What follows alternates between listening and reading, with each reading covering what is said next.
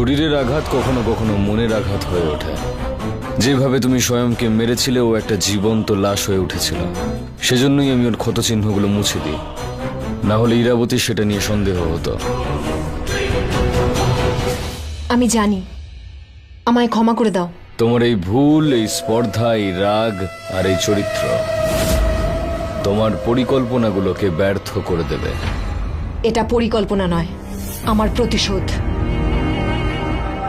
আর প্রতিশোধের পথে যখন কেউ চলে, তখন রাগের কান্নায় স্বাভাবিকভাবে চারিদিক পুড়িয়ে দেয়। ইরাবতীর মতো চাপা আগুন আর কেউ নয়।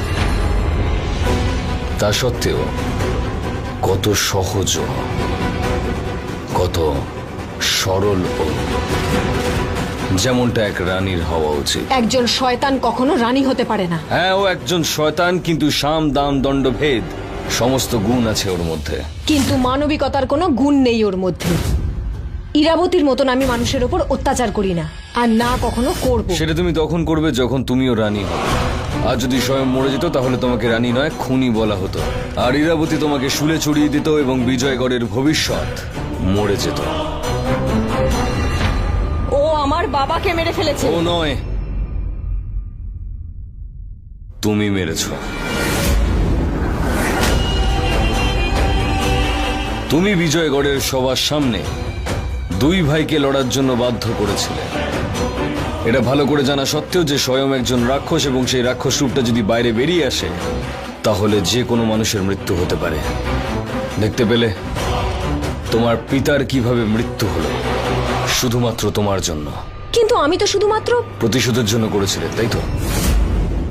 স্বয়ং নামের ওই রাক্ষসকে মারার জন্য করেছিলে, কিন্তু তুমি তোমার প্রথম কর্তব্যটাই ভুলে গেছিলে, নিজের প্রজাদের মৃত্যুর হাত থেকে বাঁচানো।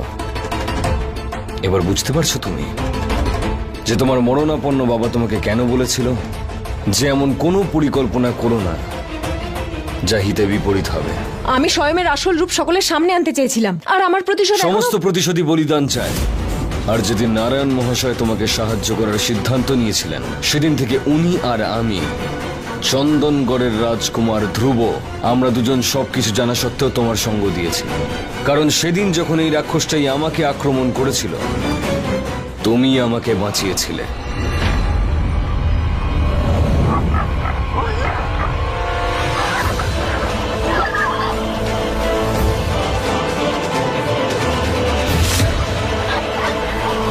থামো!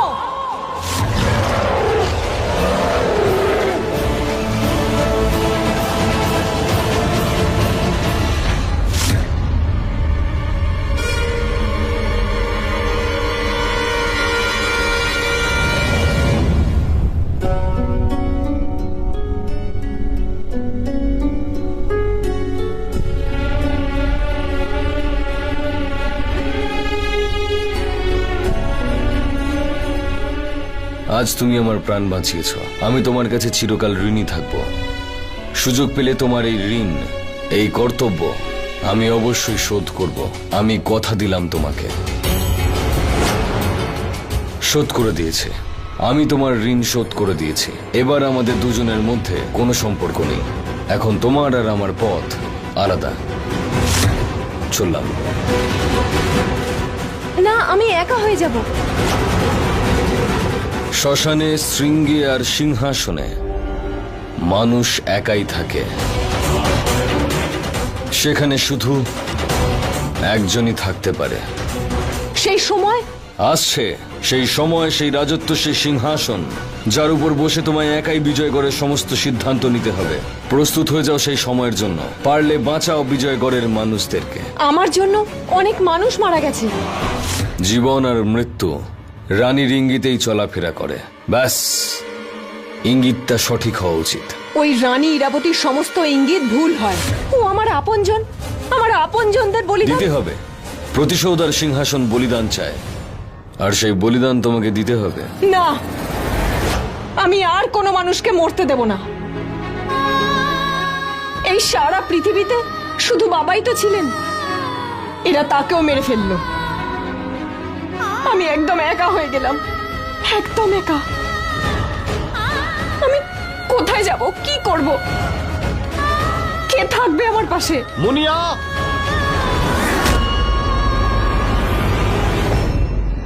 ধীর কি ধ্রুবকে দেখে ফেলেছে?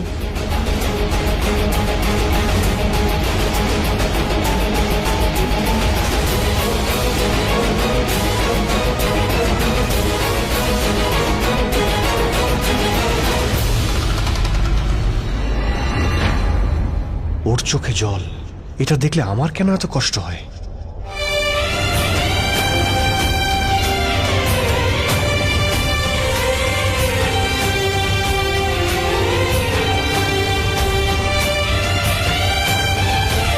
আমি জানি তুমি তোমার বাবাকে হারিয়েছ, কিন্তু এই পৃথিবীতে সবাই চিরদিন থাকে না। তাই চলো এখান থেকে, কারণ এখানে থাকলে তুমি বিপদে পড়তে পারো। আমার সমস্ত বিপদ সব আপনজনদের হারিয়ে ফেলার কারণ তুমি। আমি এই কারণটা মুছে ফেলবো। তোমাকে তো আমি কিছুতেই ছাড়বো না। চলো এখান থেকে।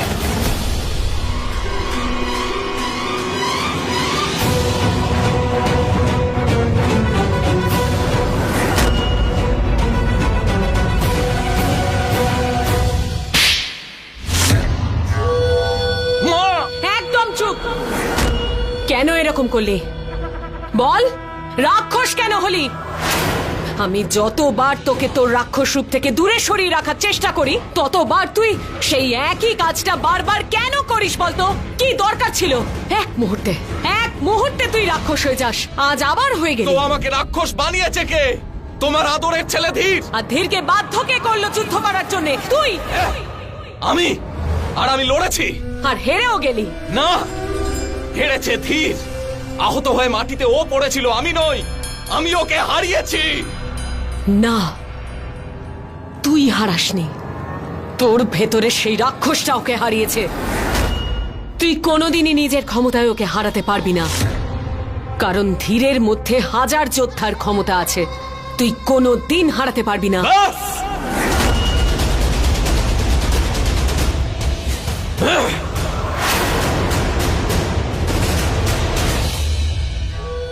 এটাই সত্যি স্বয়ং। আরো একটা সত্যি শুনে রাখ, এত কিছু ঘটে যাওয়ার পরেও বিজয়করের রাজা তুই হবি। কেন জানিস? কারণ রানী ইরাবতী চায় যে তুই রাজা হ। এই ছোটখাটো হার জিত নিয়ে চিন্তা করাটা বন্ধ কর স্বয়ং। আজ তোর এই রাগের জন্যেই আমাকে অনেক কিছু সহ্য করতে হয়েছে। তুই রাক্ষস হয়ে মুনি আর বাবাকে মেরে ফেললি। এখনো তোর মনে হয় যে ওই মেয়েটা তোকে বিয়ে করবে? করবে, নিশ্চয়ই করবে। ও তো জানে না যে আমি রাক্ষস। কতদিন ওর কাছ থেকে লুকিয়ে রাখবি? তোর কি মনে হয় ও কি এইসব কোনোদিনই জানতে পারবে না? আজ নয়তো কাল তোর এই রাক্ষস রূপ ও অবশ্যই দেখে ফেলবে। আর সেদিন ও সারা জীবনের মতন বিজয়গড় ছেড়ে চলে যাবে। তুমি এখন এখানে কেন এসেছো? আমি জিজ্ঞেস করতে এসেছিলাম ইরাবতী, মুনিয়ার বাবার অন্তিম সংস্কার কি রাজকীয় ভাবে হবে? মানে রাজকীয় প্রথা মেনে হবে? আমার তো মনে হয় রাজকীয় ভাবেই হওয়া উচিত। প্রথমবার তুমি বুদ্ধিমানের মতন কথা বললে। মুনিয়ার বাবার অন্তিম সংস্কার রাজবংশের সমস্ত রীতি মেনেই হবে। মুনিয়াকে এটুকু বোঝাতে হবে যে ওর এই দুঃসময়ে আমরা ওর পাশে আছি। যতটা ও কষ্ট পাচ্ছে ততটা কষ্ট আমরাও পাচ্ছি। মাথায় ঢুকেছে? যদি না ঢুকে থাকে তাহলে ঢুকিয়ে নে। ওকে এখানে আটকানোর জন্য যা কিছু করতে হয় তুই করবি। করব। যখন ও কাঁদবে ওকে ভরসা দেব, যেন আর না কাঁদে তাই সান্ত্বনা দেব। এই হাত দিয়েই ওর চোখের জল মুছিয়ে দেব। আবার ওর বাবার শেষকৃত্য আমিই সম্পন্ন করব। ও আমার আর আমারই থাকবে। ঠিক আছে, তুই ওকে সামলা, আমি ধীরকে সামলে নেব। যা।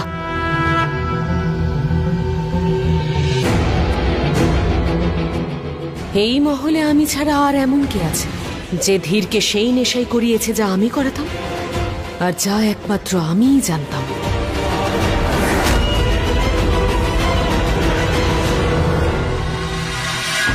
মুনিয়া, তুই দেখ আমি তোর সাথে কি করি।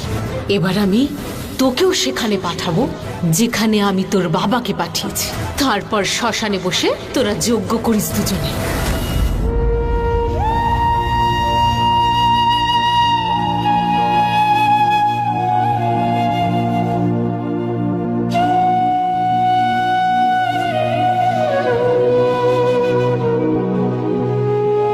যদি আমি প্রতিশোধ নেওয়ার জন্য এতটা উত্তেজিত না হতাম তাহলে আজকে তুমি বেঁচে থাকতে। আমাকে ক্ষমা করে দাও বাবা, এ সব কিছুর জন্য আমি দায়ী। মুনিয়া, আজ যা ঘটেছে তা খুব দুঃখজনক। আজ যা কিছু ঘটেছে ভালো হয়নি। যখনই যুদ্ধ হয় তখনই কারুর না কারুর ক্ষতি তো হয়ই। আর দেখো না, সবাই যুদ্ধে ব্যস্ত ছিল, আর ওই রাক্ষসটা কোথা থেকে কখন কিভাবে এলো জানতেই পারলাম না, আর আঘাত করে দিল। মা, যা হয়েছে তা তো আমরা বদলাতে পারবো না, তবে হ্যাঁ, তোমার এই দুঃসময়ে আমি তোমার পাশে আছি, আর আমি তো তোমার মায়েরই মতন, তাই না?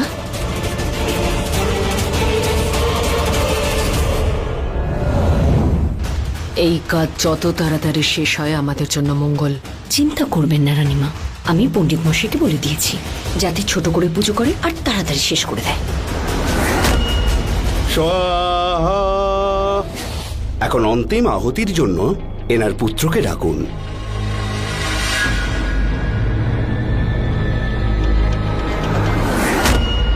বাবার ছেলে এবং মেয়ে দুইই আমি। শেষ আহুতি আমি দেব।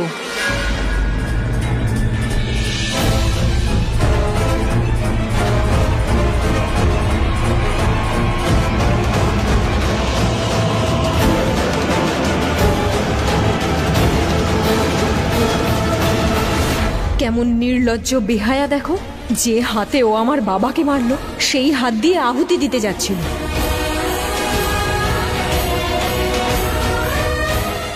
সবকটা নরকের কীট, সবাই নরকে যাবে, সবাই মরবে।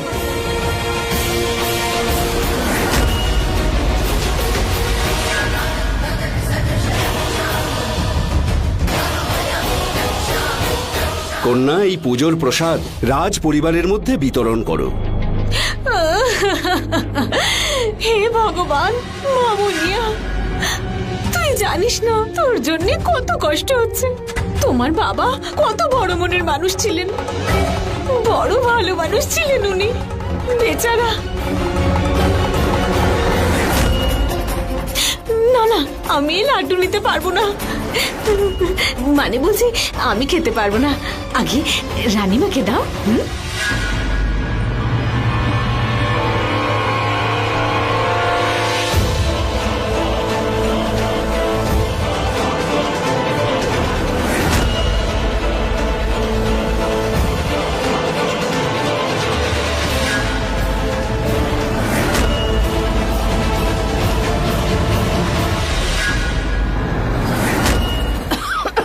মা, আরে মা, ইরাবতী, মা, কি ইরাবতী, হয়েছে, মা? কি হয়েছে? মা, তুমি ঠিক আছো?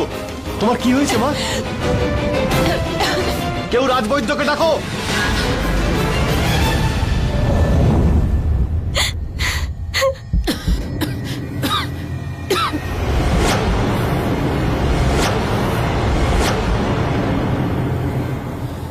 ইরাবতীর এই অবস্থা দেখে সব থেকে বেশি আনন্দ আমার হচ্ছে। যদি ওর এই অবস্থা আমি করতে পারতাম, কিন্তু এটা তো করেছে অন্য কেউ। কে করেছে?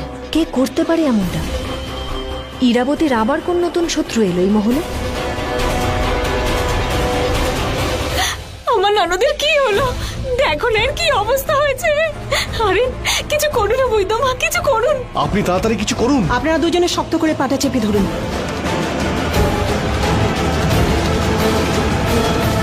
ধীর, তুমি প্রথম থেকেই তোমার মায়ের ভক্ত ছিলে, মায়ের দাস। তুমি অন্য আর কাউকে ভালোবাসতেই পারো না। আমিই ভুল করেছিলাম তোমাকে ভালোবেসে।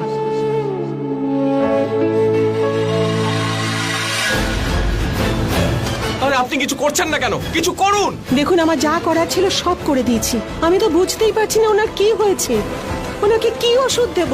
ওনার তো নিঃশ্বাস বন্ধ হয়ে আসছে। বুঝতে পারছি না কি করে এনাকে বাঁচাই। মা, মা, তোমার কিচ্ছু হবে না। আমি তোমার কিচ্ছু হতে দেবো না মা। মা, মা। সবাইকে বাইরে যেতে বল। কিন্তু মা, তোমার চিকিৎসা চলছে তো। আমি বলছি তো, বাইরে যেতে বল।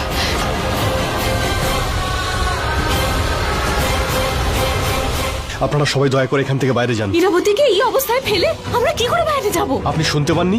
মাই বলেছেন বাইরে যাওয়ার জন্য। রাজবৈদ্য, আপনিও বাইরে যান। আর তুইও। তুমি পাগল হয়ে যাওনি তো? আমি মাকে ছেড়ে চলে যাব? এটা মাই বলেছে সবাইকে এখান থেকে চলে যেতে। না, আমি যাব না। আমার কথাটা বোঝার চেষ্টা কর। স্বয়ং বলছি তো তুই বাইরে যা।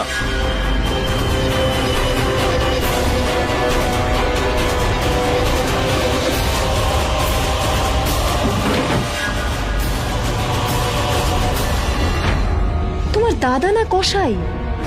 শুধু কি ওর মা, তোমার মা নয়? ধাক্কা দিয়ে বাইরে বের করে দিল, আর তুমি চলেও এলে যেমন গরুর বাট থেকে দুধ আর কল থেকে জল।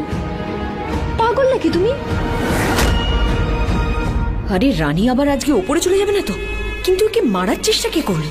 চন্দ্রকান্তার ভূত ওকে মারার চেষ্টা করেনি তো?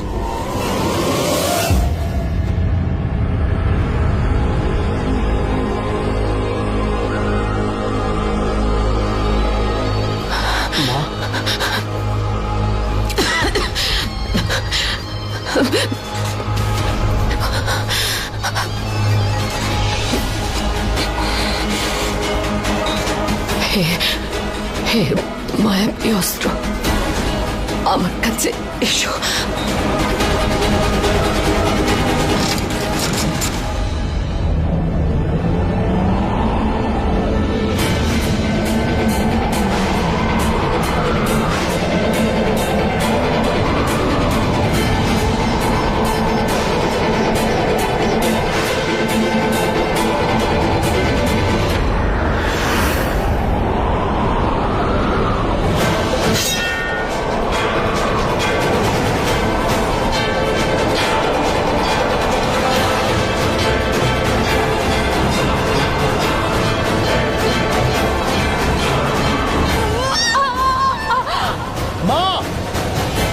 মা, মা, ধীর ধীর, দরজা খোলো।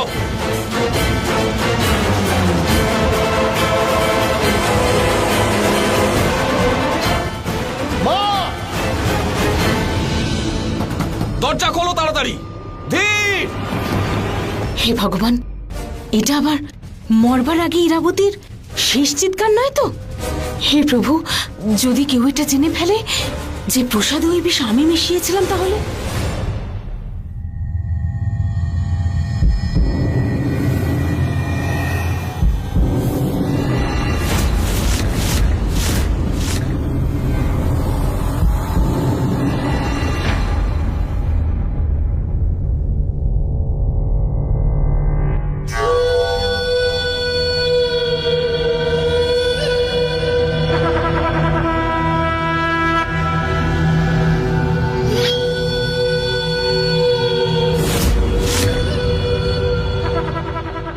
যাও, নিজের স্থান গ্রহণ করো।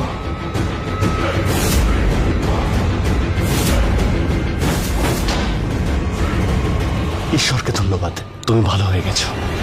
কিন্তু ও বাঁচবে না, কিছুতেই বাঁচবে না ও, যে আমাকে মারার চেষ্টা করেছে। সবাইকে এখানে ডাকো, রাজসভা ডাকো। আমি এক্ষুনি এই মুহূর্তে জানতে চাই যে আমাকে এভাবে মারার চেষ্টা কে করেছে, কে করেছে? মায়াকুমার ও মায়াকুমারীদের বলছি, বলো, রানী ইরাবতীকে এভাবে মেরে ফেলার পরিকল্পনা কার ছিল?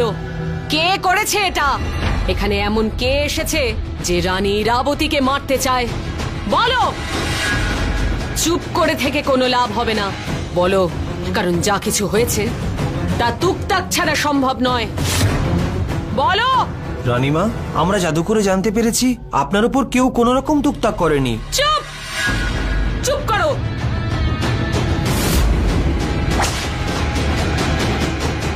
মিথ্যে কথা বলছো নাকি সত্যিকে লুকোচ্ছ? বলো, বলো আমাকে, সত্যিটা বলো, সত্যি বলো, না হলে। সত্যি কথাটা আমি তোমাকে বলছি মা।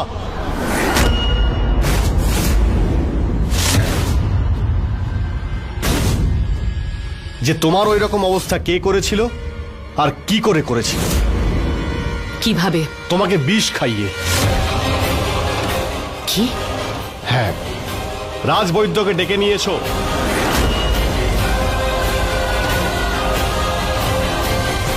রাজবৈদ্য, মাকে সত্যিটা বলুন। আমি আপনার রক্ত পরীক্ষা করেছি, জানতে পেরেছি আপনার রক্তে বিষ ছিল।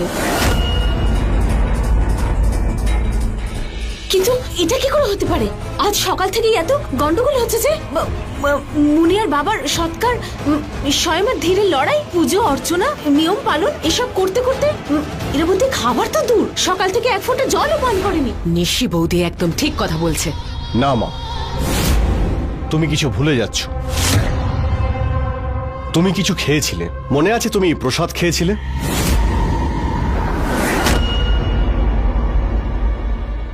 আর সেই প্রসাদ তোমায় দিয়েছিল এই মেয়েটা। ধীর!